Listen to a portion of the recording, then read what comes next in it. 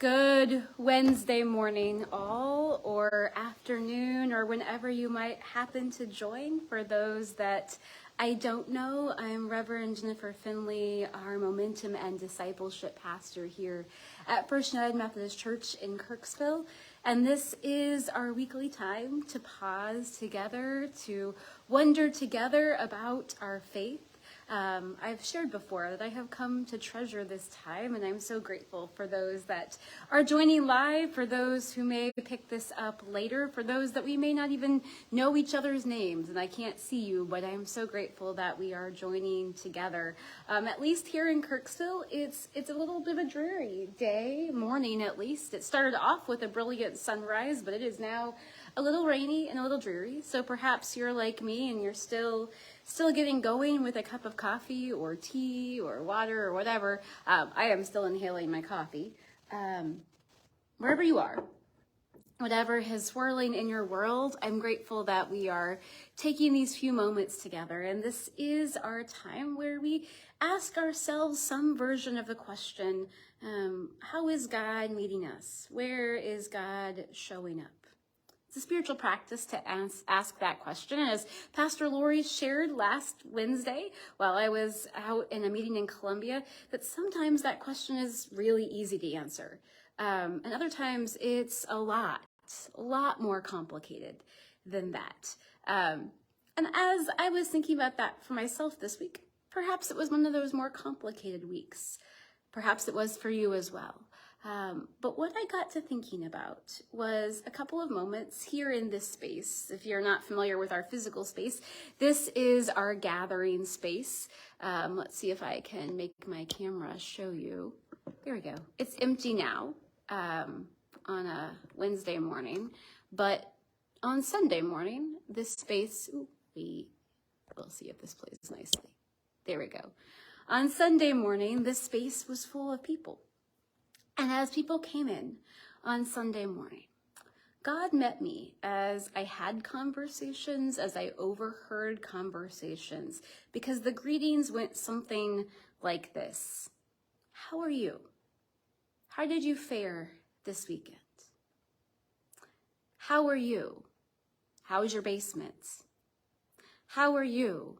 Are you okay? Did you get through the weekend?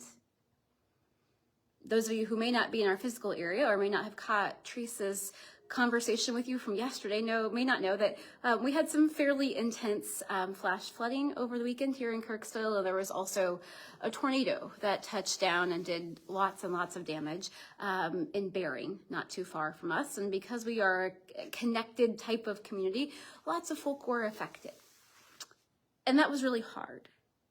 But how God met me on Sunday was having these conversations and overhearing multiple other ones where we said, how are you? And then this thing happened where we listened. We really deeply listened and we said, how are you? It wasn't simply a greeting that we sometimes all of us use. It was a really, how are you? How did you fare? Did you get through the weekend? And then we listened to someone else's story, like really listened. And then many times I heard other folk saying, yeah, and this is what happened to me. This is my story. And then I found myself doing the same thing, saying, well, I'm okay. But my basement was fine, but the church had some flooding in the basement and we'll be fine, but it was hard. All of that was hard, but what caught me was the beauty of this greeting.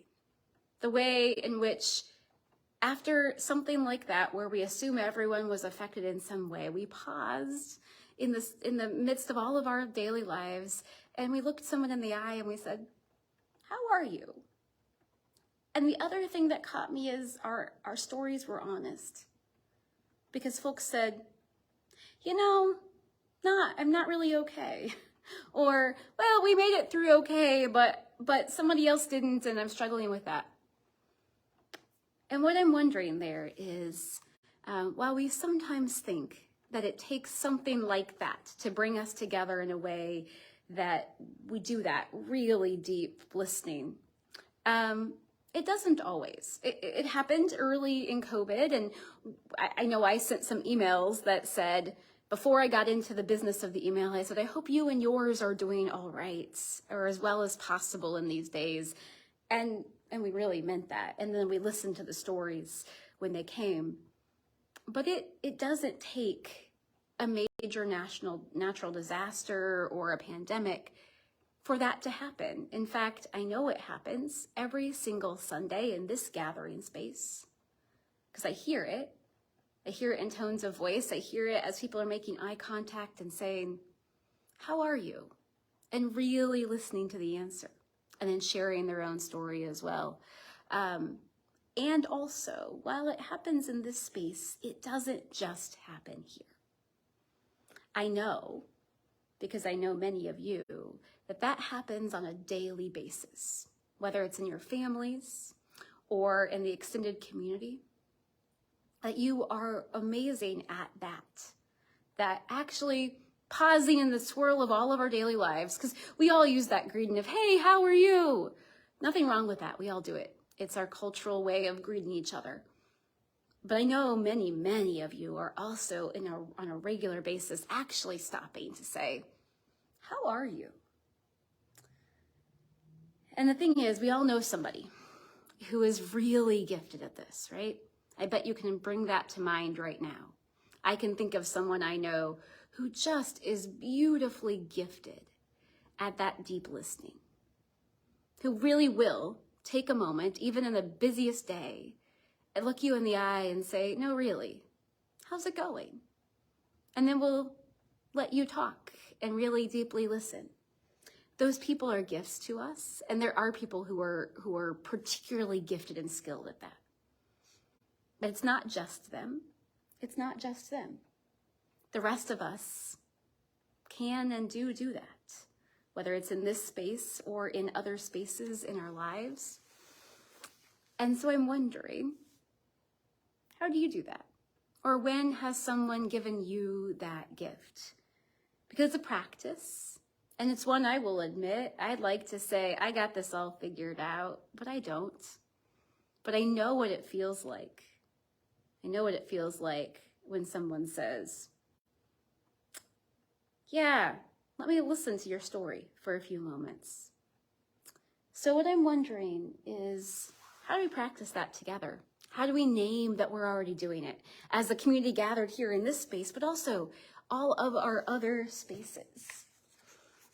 And so my hope, my prayer, my wondering for us today is that this week, whether it's related to water and floods or simply the normal swirl of life, that we go and ask.